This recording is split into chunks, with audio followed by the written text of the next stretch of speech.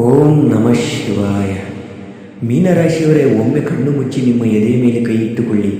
ಕಳೆದ 8-10 ವರ್ಷಗಳಲ್ಲಿ ನೀವು ಅನುಭವಿಸಿದ ಆ ಮಾನಸಿಕ ಅಲೆದಾಟ, ಅತಿಯಾದ ನಂಬಿಕೆಯಿಂದ ಆದ ವಿಶ್ವಾಸಘಾತ ಮತ್ತು ಎದೆಯಲ್ಲಿ ಊತು ಹಾಕಿದ್ದ ಆ ಗುಪ್ತ ಕಣ್ಣೀರನ್ನು ಜಗತ್ತಿನ ಬೇರೆ ಯಾವ ರಾಶಿಯವರಾದರೂ ಸಹಿಸಿಕೊಳ್ಳಲು ಸಾಧ್ಯವಿತ್ತೆ?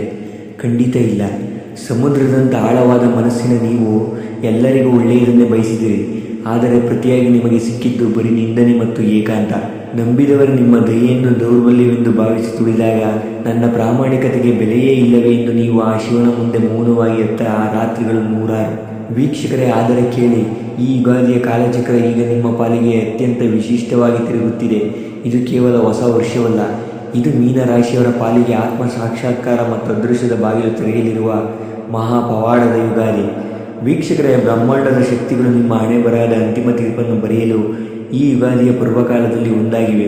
ಇದು ನಿಮ್ಮ ಸಾತ್ವಿಕತೆಗೆ ಸಿಗುತ್ತಿರುವ ಫಲವೋ ಅಥವಾ ದೈವಿಕ ಸಂಕಲ್ಪವೋ, ಈ ಮಹಾ ಸಂಚಿಕೆಯಲ್ಲಿ ನಿಮ್ಮ ಬದುಕಿನ ಪ್ರತಿ ಗಾಯಕ್ಕೂ ಈ ಯುಗಾದಿ ಹೇಗೆ ಸಂಜೀವನಿಯಾಗಲಿದೆ ಎಂಬುದನ್ನು ನಾನು ಎಳೆಯಾಗಿ ಬಿಚ್ಚಿಡ್ತೀನಿ. ವಿಡಿಯೋವನ್ನು ಸ್ಕಿಪ್ ಮಾಡಿದರೆ ನಿಮ್ಮ ಪಾಲಿನ ಆ ಮಹಾ ರಹಸ್ಯವನ್ನೇ ನೀವು ಕಳೆದುಕೊಂಡಂತೆ. ಆತ್ಮೀಯ ಮೀನರಾಶಿಯವರೇ, ನೀವು ನಿಸ್ವಾರ್ಥಿಗಳು ಮತ್ತು ಕರುಣಾಮಯಿಗಳು. ಆದರೆ ಕಳೆದ 10 ವರ್ಷಗಳಲ್ಲಿ ನಿಮ್ಮ ಇದೇ ಗುಣವೇ ನಿಮಗೆ ಶಾಪವಾಗಿ ಪರಿಣಮಿಸಿತ್ತು. ಸಾಡೆ ಸಾತಿ 2ನೇ ಹಂತದ ಕಠಿಣ ಪ್ರಭಾವದಿಂದಾಗಿ ನಿಮ್ಮ ಆರ್ಥಿಕ ಸ್ಥಿತಿ ನೆಲಕಚ್ಚಿತ್ತು, ನೆಮ್ಮದಿ ಮಾಯವಾಗಿತ್ತು. ನೀವು ಯಾರಿಗೂ ಹಾನಿ ಮಾಡದಿದ್ದರೂ ಕೂಡ ನಿಮ್ಮ ಬೆನ್ನ ಹಿಂದೆ ಕುತಂತ್ರ ನಡೆಸಿ ನಿಮ್ಮನ್ನು ಸೋಲಿಸಲು ಯತ್ನಿಸಿದವರ ಸಂಖ್ಯೆ ದೊಡ್ಡದಿದೆ.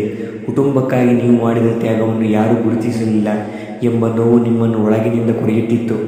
ಈ ಬಾರಿಯ ಯುಗಾದಿಗೆ ಇನ್ನು 1 ತಿಂಗಳು ಬಾಕಿ ಇರುವಾಗಲೇ ಆ ಮಾನಸಿಕ ಭಾರ ಇಳಿಯುವ ಲಕ್ಷಣ ಕಾಣುತ್ತಿದೆ.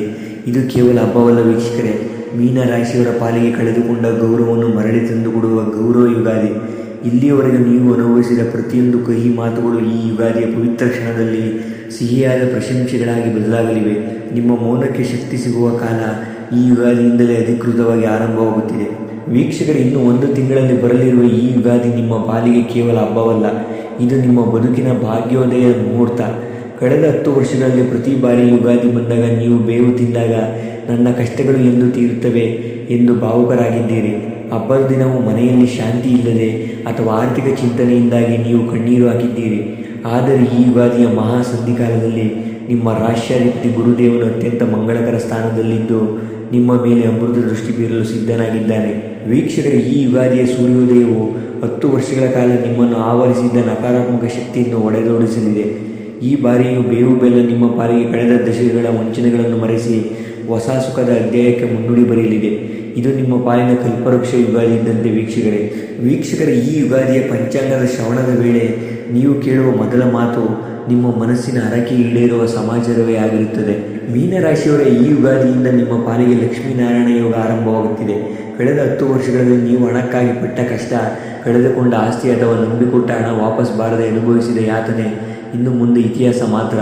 ಈ ಯುಗಾದಿಯ ನಂತರ ಗುರು ಮತ್ತು ಶನಿಯ ಅನುಗ್ರಹದಿಂದಾಗಿ ನಿಮ್ಮ ಆರ್ಥಿಕ ಪರಿಸ್ಥಿತಿ ಸ್ಥಿರವಾಗಲಿದೆ. ಇದು ಸ್ಥಿರ ಧನಯೋಗ ಇದ್ದಂತೆ. ಉದ್ಯೋಗದಲ್ಲಿ ನಿಮಗೆ ಸಲ್ಲಬೇಕಿದ್ದ ಬಡ್ತಿ ಮತ್ತು ನೀವು ದಶಕಗಳಿಂದ ಕನಸು ಕಂಡಿದ್ದ ಸ್ಥಾನಮಾನ ಈ ಯುಗಾದಿಯ ನಂತರ ನಿಮ್ಮ ಪಾಲಾಗಲಿವೆ. ಇನ್ನು ವ್ಯಾಪಾರಸ್ಥರಿಗೆ ಈ ಯುಗಾದಿಯ ನಂತರ ವಿದೇಶಿ ಮೂಲಗಳಿಂದ ಅಥವಾ ದೂರದ ಊರುಗಳಿಂದ ಹೊಸ ಅವಕಾಶಗಳು ಹರಿದು ಬರಲಿವೆ.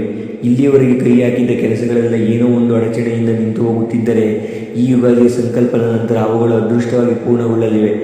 ವೀಕ್ಷಕರು, ನಿಮ್ಮ ಮನೆಯಲ್ಲಿ ಆರ್ಥಿಕ ಸಮೃದ್ಧಿ ಎಷ್ಟಿರುತ್ತದೆ ಎಂದರೆ ಈ ಯುಗಾದಿಯ ನಂತರ ನೀವು ದಶಕಗಳಿಂದ ಕಂಡಿದ್ದ ಸ್ವಂತ ಮನೆ ಅಥವಾ ಭೂಮಿ ಖರೀದಿಯ ಕನಸು ಈ ಯುಗಾದಿಯ ವರ್ಷದೊಳಗೆ ನನಸಾಗುವ ಮುನ್ಸೂಚನೆ ಇದೆ. ಇನ್ನು ಸಂಬಂಧಗಳ ವಿಷಯದಲ್ಲಿ ನೀವು ದಶಕಗಳಿಂದ ಬರೀ ತ್ಯಾಗವನ್ನೇ ಮಾಡಿದ್ದೀರಿ. ಈ ಯುಗಾದಿ ನಿಮ್ಮ ಬದುಕಿನಲ್ಲಿ ಯಾರು ಮಿತ್ರರು, ಯಾರು ಶತ್ರುಗಳು ಎಂಬುದನ್ನು ಸ್ಪಷ್ಟವಾಗಿ ತೋರಿಸಿಕೊಡಲಿದೆ.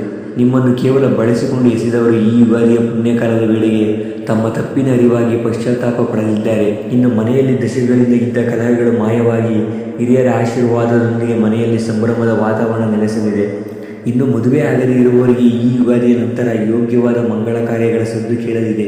ನಿಮ್ಮ ಆರೋಗ್ಯದ ಬಗ್ಗೆ ಹೇಳುವುದಾದರೆ ವೀಕ್ಷಕರೇ, ಸತತವಾದ ಮಾನಸಿಕ ಆತಂಕದಿಂದ ಉಂಟಾಗಿದ್ದ ಪಾದಗಳ ನೋವು ಅಥವಾ ಮಾನಸಿಕ ಬಳಲಿಕೆ ಈ ಕಾಲಚಕ್ರದ ಬದಲಾವಣೆಯೊಂದಿಗೆ ಮಾಯವಾಗಿ ನಿಮ್ಮಲ್ಲಿ ಹೊಸ ಉರುಪು ಮೂಡಲಿದೆ. ವೀಕ್ಷಕರೇ, ಈ ಯುಗಾದಿ ನಿಮ್ಮ ಆತ್ಮಕ್ಕೆ ದೈವಿಕ ಶಾಂತಿ ನೀಡುವ ಪರಮೌಷಧಿಯಾಗಲಿದೆ. ಆತ್ಮೀಯ ಮೀನರಾಶಿಯವರೇ, ಈ ಮಹಾ ಸಂಚಿಕೆಯ ಕೊನೆಯಲ್ಲಿ ನಾನು ನಿಮಗೆ ನೀಡುವ ಸಮಾಧಾನವೇನೆಂದರೆ, ನೀವು ಇನ್ನು ಮುಂದೆ ಅಳುವ ಅಗತ್ಯವಿಲ್ಲ. ಈ ಬರುವ ಯುಗಾದಿಯ ಪವಿತ್ರ ದಿನದಂದು ಮುಂಜಾನೆ ಎಣ್ಣೆ ಸ್ನಾನ ಮಾಡಿ ಶ್ರೀ ಮಹಾವಿಷ್ಣುವಿಗೆ ಮತ್ತು ಆ ಶಿವನಿಗೆ ಶರಣಾಗಿ ಪ್ರತಿ ಗುರುವಾರ ದತ್ತಾತ್ರೇಯರ ಅಥವಾ ಸಾಯಿಬಾಬರ ಆರಾಧನೆ ಮಾಡಿ ಮತ್ತು ಪ್ರತಿ ಸೋಮವಾರದಂದು ಓಂ ನಮಃ ಶಿವಾಯ ಜಪವನ್ನು ಸತತವಾಗಿ ಮಾಡಿ. ಈ ಯುಗಾದಿಯ ದಿನ ಹಳದಿ ಬಣ್ಣದ ಹಣ್ಣುಗಳನ್ನು ಅಥವಾ ಸಿಹಿಯನ್ನು ಬಡವರಿಗೆ ದಾನ ಮಾಡಿ. ವೀಕ್ಷಕರೇ, ನಿಮ್ಮ ಹಳೆಯ ಕೈ ನೆನಪುಗಳು ಈ ಯುಗಾದಿಯ ಬೇವಿನ ಜೊತೆಗೆ ಐದುಗೂಡಿ ಹೊಸ ಬದುಕಿನ ಮೆಲ್ಲವನ್ನು ದೈವಿಕ ನಗುವಿನೊಂದಿಗೆ ಸ್ವೀಕರಿಸಿ. ಮೀನರಾಶಿಯವರೇ, ನೀವು ದೈವತ್ವದ ಹಾದಿಯಲ್ಲಿರುವವರು. ಈಗ ವಿಧಿ ನಿಮಗೆ ವಿಜಯದ ಮಾಲೆಯನ್ನು ತೊಡಿಸುವ ಸಮಯ ಹತ್ತಿರ ಬಂದಿದೆ.